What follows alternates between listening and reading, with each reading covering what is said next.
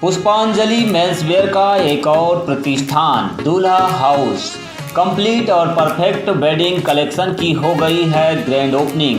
शादी ब्याह की खरीदी के लिए चले आइए अब हमारे नए प्रतिष्ठान में, जहां आपको मिलेगा कोट सूट, ब्लेजर, शेरवानी के साथ ब्लैकबेरी कंपनी के किफ़ायती जैकेट और सूट ब्लेजर, मान्यवर कंपनी के ब्रांडेड कुर्ता पाजामा, जैकेट, साफा मोजड़ी, dupatta, party wear, Indo western का एक से बढ़कर एक कलेक्शन।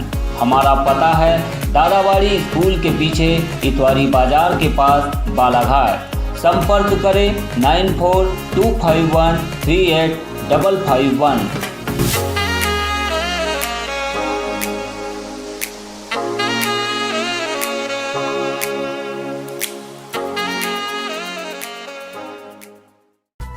राइस मिल में खाली हो रहा उत्तर प्रदेश का धान हुआ जब्त, तहसीलदार और नागरिक आपूर्ति निगम की टीम ने की कार्रवाई।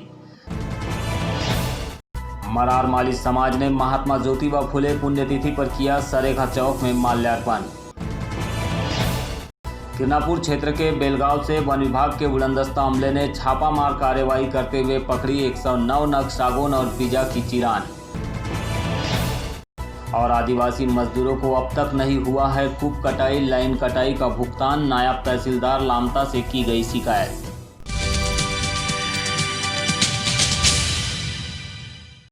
अब समाचार विस्तार से।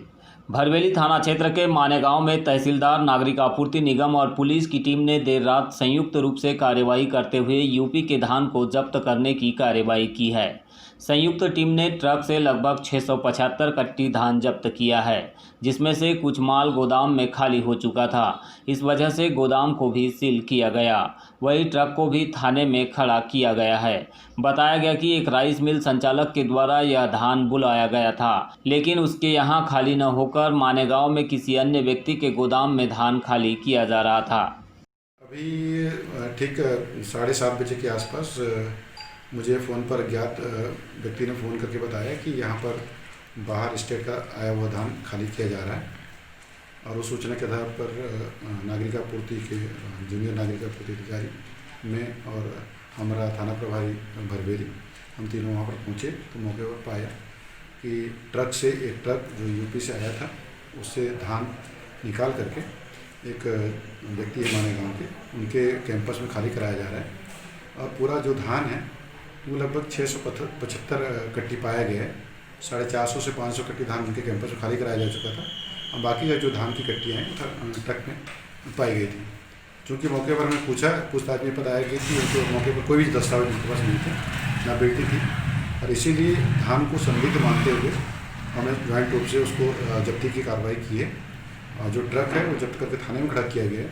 और बाकी जो कैंपस में माल था वो अभी चूँकि उसको उठाया नहीं जा सकता था, जो कैंपस प्रभारी हैं, जो मालिक हैं, अभी आगामी कार्रवाई तक के लिए उनकी सुपुर्दगी में दिए गए। उनको निर्देशित किया गया कि जब तक कार्रवाई पूर्ण नहीं हो जाती तब तक उसमें से किसी प्रकार का हमारा ध्यान न करें। बता दें कि ज़िले में समर्थन मूल्य पर धान खरीदी प्रारंभ है। ऐसे में यूपी का धान यहां आना कई तरह के संदेह को जन्म दे रहा है।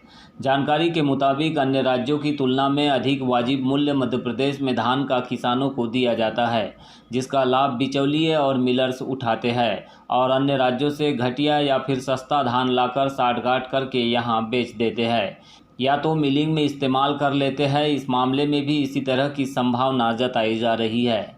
फिलहाल तहसीलदार की संयुक्त टीम मामले की बारीकी से जांच कर रही है। इसके बाद ही कुछ कह पाना संभव होगा। मामले के संबंध में जानकारी देते हुए तहसीलदार ने बताया कि हमको अन्य राज्य का अवैध तरीके से धान के लाए जाने की सूचना मिली थी।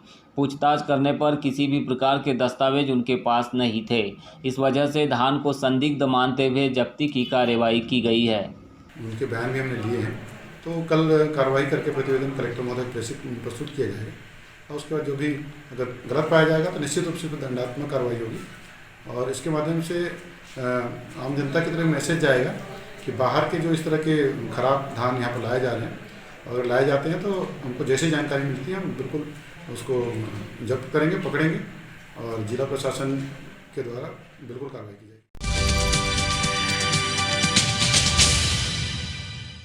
मरारमाली समाज सरेखा के द्वारा 28 नवंबर को महात्मा ज्योतिबा राव फुले की 130वीं पुण्यतिथि पर विविध कार्यक्रम आयोजित किए गए।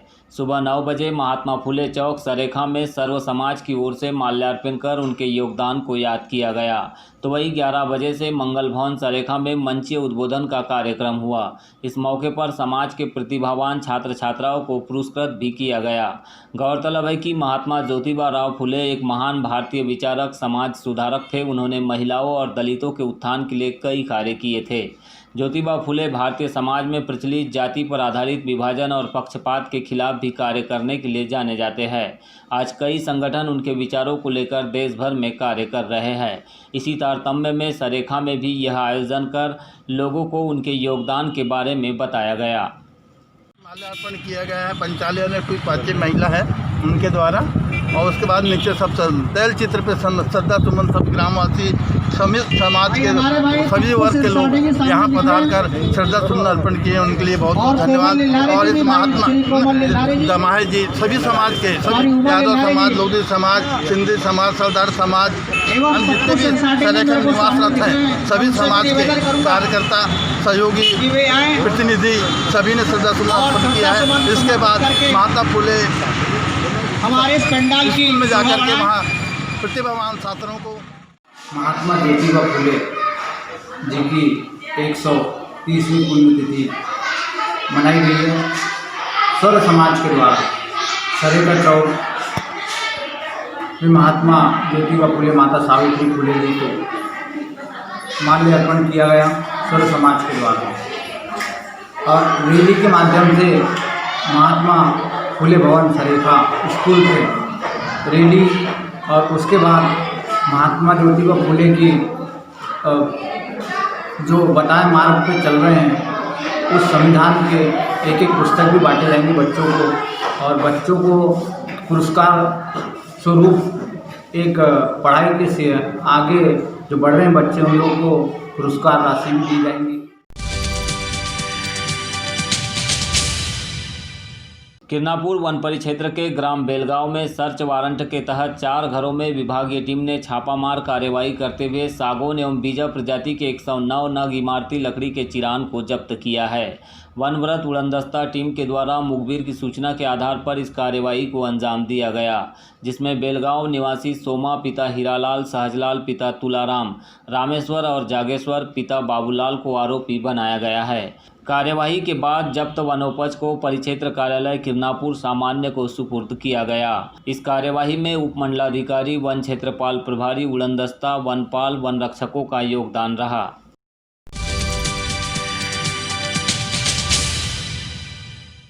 लामता वन परिक्षेत्र के जंगल में आदिवासी मजदूरों द्वारा मजदूरी करने के बाद भी उन्हें मजदूरी भुगतान के लिए परेशान होना पड़ रहा है।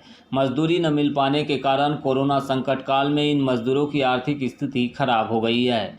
वही प्रशासनिक अधिकारी भुगतान की प्रक्रिया लंबित होने की बात कहकर अपनी जिम्मेदारियों से बचने का प्रयास कर रहे हैं, जिसके चलते मजदूरों में आक्रोश बढ़ रहा है। इसी कड़ी में शुक्रवार को मजदूरों ने लामता उप तहसील में नायब तहसीलदार के सामने विरोध जाहिर कर तत्काल मजदूरी भुगतान किए जाने की मांग की है।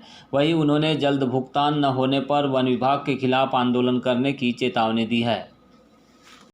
हमने काम किए थे वन विकास निगम के अंतर्गत वन्य प्राणी सुरक्षा श्रम में वन्य प्राणी सुरक्षा एवं अवैध उत्खनन, अवैध कटाई ये रोकने का कार्य किया था, जिसका भुगतान आज दिनांक तक नहीं हुआ। इसके लिए हमने ज्ञापन सौंपा सबसे पहले कान्हा रिजर्व मंडला को, उनने भी हमारा कोई सुनवाई नहीं किया।